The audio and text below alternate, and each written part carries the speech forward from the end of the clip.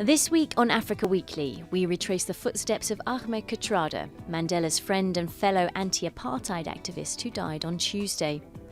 Then we visit Kenya, where half the Turkana population are battling against drought.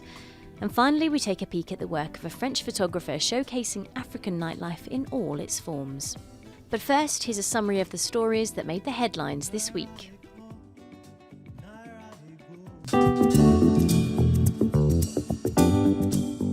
South African President Jacob Zuma has sacked his widely respected finance minister in a cabinet reshuffle that has split the ruling party. The decision has sent the rand tumbling and triggered accusations that Zuma is promoting corruption. Pravin Gordhan was clearly surprised by the decision. We must firstly say to you that we also stayed up like you last night because we learnt our fate from the TV screen, not from any phone call, nor from any chat or conversation, but the TV screen spoke to us. So that was, I'm sure, as interesting for us as it was for you. 2 UN experts have been found in a grave, one of them decapitated, in escalating violence in the Democratic Republic of Congo. American Michael Sharp and Swedish-Chilean Zaida Catalan were kidnapped in the diamond-rich region of Kasai along with 4 Congolese nationals. This comes after 39 police officers were decapitated in the region just last week. Mali's former rebels reversed a decision to boycott a national reconciliation conference this week. Implementation of the 2015 peace deal has been difficult, and insurgents who refused to sign the deal are still active across large parts of the country. In the run-up to elections in Tunisia, the country's former acting Prime Minister, Mehdi Jouma, has created his own political party, stating his intention for it to become one of the main political forces in the country.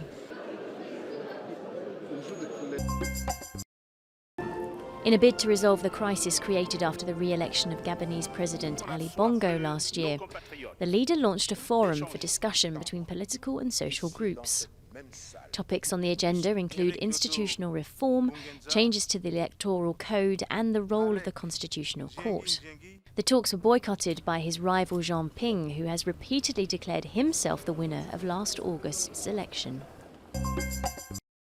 A court in Ivory Coast has acquitted the country's former First Lady Simone Gbagbo of crimes against humanity after her husband Laurent Gbagbo refused to accept defeat to Alassane Ouattara in presidential elections in 2010. Although acquitted of these charges, she is already serving a 20-year prison term for undermining state security.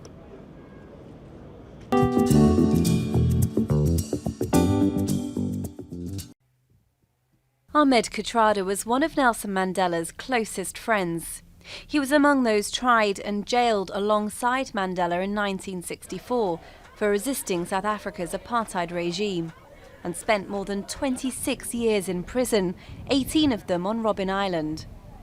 After Mandela's death in 2013, he paid a moving tribute.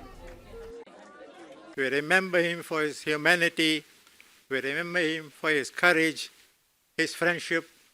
To me, he was an elder brother, and I miss him not only as a political leader, I miss him as an elder brother. As an Indian South African, he was determined to show the liberation struggle had multiracial support, even refusing to discuss a reduction to his sentence. Known affectionately as Uncle Kathy, he too is being remembered for his courage. Kathy is a very modest person. He's not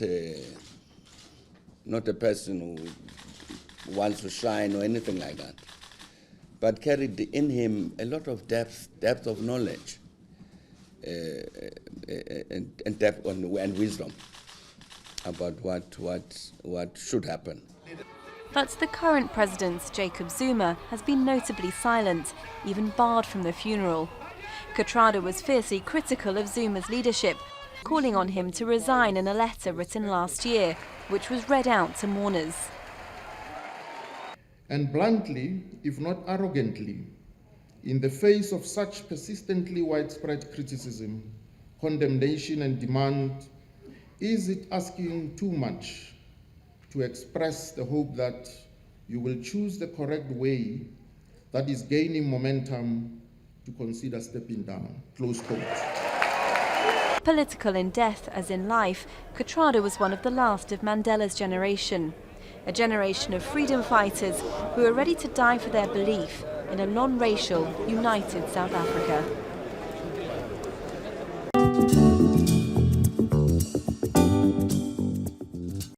In Kenya's Turkana region, animal carcasses have become a common sight. Successive seasons of failed rains have led to a massive loss of livestock in the northwest of the country.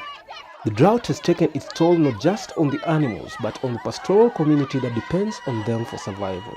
We feed on goats' carcasses, nothing else. We normally survive on wild fruits and livestock. A severe drought and conflict between communities have resulted in food and water shortages. And with limited humanitarian access, there's a little chance of outside help. With the water tables at its lowest, women have to go down boreholes to draw water. All of the livestock is finished, and now we're surviving on water, and this water isn't clean. When we drink it, we get diarrhea.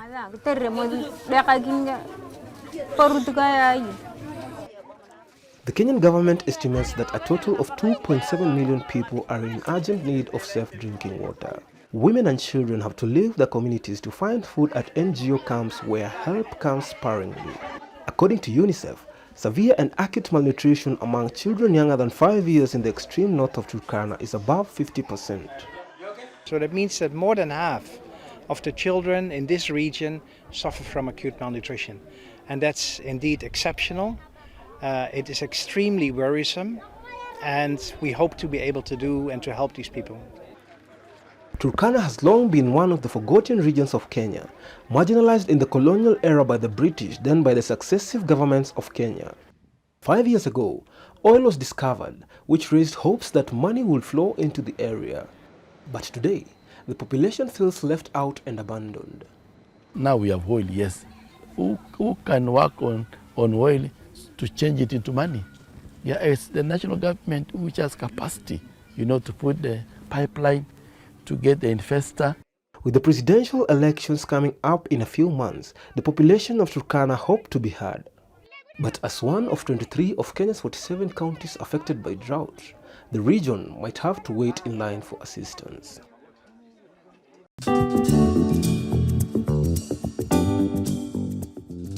He's the French photographer famous for taking the last professional picture of Kurt Cobain. Since the singer's suicide in 1994, Yuri Lonquet has turned his lens to African musicians. His latest exhibition is displayed in Dakar, called Yuri Doesn't Sleep. Je pense que ce qui s'est passé avec Kurt Cobain. I think that what happened with Kurt Cobain has played a small part in my interest in music from Latin America or Africa. Latine ou africaine. I needed to listen to music which expressed something much more alive. Véhiculer une joie de vivre manifeste. His photographs show the Cape Verdean singer Cesaria Evora in a neighbourhood bar and Senegalese rapper Fou Malade popping out of a suitcase. Yet Lonquet's images were never meant to hang on a gallery wall. These photos were taken for album covers or promotional material, and yet Yuri Lonquet, unconsciously of course, touched on a long tradition of West African photo portraits.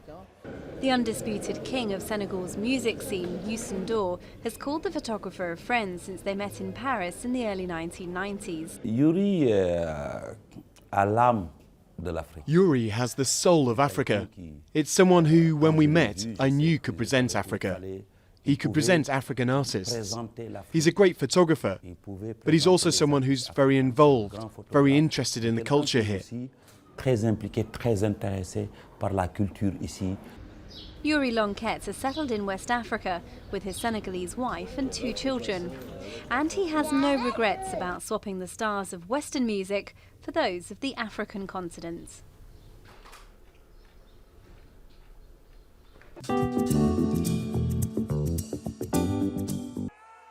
Swiss Olympic cycling champion Nino Schurter and partner Matthias Sternemann claim their maiden Absa Cape Epic crown.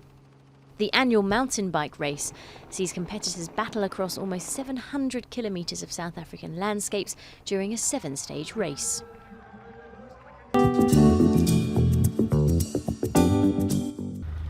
Next week, we travel to the vineyards of Stellenbosch in South Africa, where top wines are garnering praise from critics, but struggling to uncork price tags to match. That's all from us at Africa Weekly. Until next week.